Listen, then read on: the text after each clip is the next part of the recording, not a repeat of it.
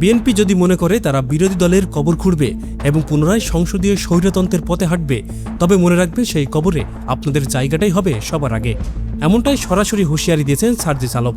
যে আপনারা বিরোধী দলের কবর খুঁড়বেন, আবার নিজেরা সংসদীয় স্বৈরতন্ত্রের পথে হাঁটবেন, ওই কবরের আপনাদের জায়গাটা হবে সবার আগে। জুলাই গণঅভ্যুত্থানে শহীদ পরিবার ও আহত যোদ্ধাদের সাথে এক সভায় তিনি বর্তমান রাজনীতির নানা দিক নিয়ে তীব্র ক্ষোভ ঝাড়েন।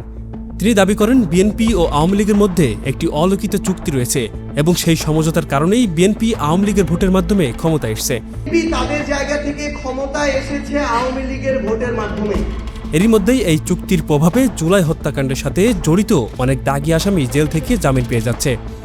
সেই সাথে জামিন পাওয়া এই অপরাধীরা এখন এলাকায় বুক ফুলিয়ে ঘুরে বেড়াচ্ছে এবং শহীদ পরিবারগুলোকে হুমকি দিচ্ছে যে তাদের সময় শেষ হয়ে আসছে।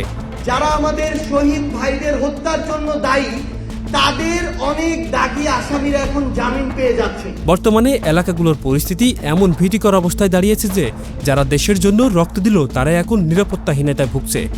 পাশাপাশি সার্জিস আলম অভিযোগ করেন বিএনপি ক্ষমতা যাওয়ার আগেই রাষ্ট্রের বিভিন্ন স্বাধীন প্রতিষ্ঠানকে নিজের দখলে নেওয়ার চেষ্টা করছে।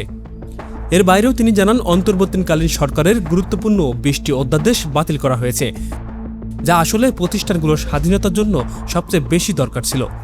অন্যদিকে শহীদ পরিবারগুলোর প্রতি আহ্বান জানিয়ে তিনি বলেন, কোনো লোভ বা প্রলোভনে পড়ে যেন তারা নিজেদের মধ্যে বিভেদ তৈরি না করেন। তিনি স্পষ্ট জানান যে বিএনপি এখন সেই গুম, দুর্নীতি দমন কমিশন ও বিচার বিভাগকে নিজেদের মতো করে চালাতে চায়, যেগুলোর মাধ্যমে তারা নিজেরাও একসময় নির্যাতনের শিকার হয়েছিল। এরই মধ্যেই সাধারণ মানুষের মনেই প্রশ্ন জেগেছে, তবে কি আবারও সেই পুরানো স্বৈরতন্ত্রেই ফিরে আসছে? বর্তমানে পরিস্থিতি যেদিকে যাচ্ছে তাতে সকল শহীদ পরিবার ও যোদ্ধাদের কোনো দলের ব্যানারে না গিয়ে সত্যের পক্ষে ঐক্যবদ্ধ থাকা জরুরি বলে তিনি মনে করেন।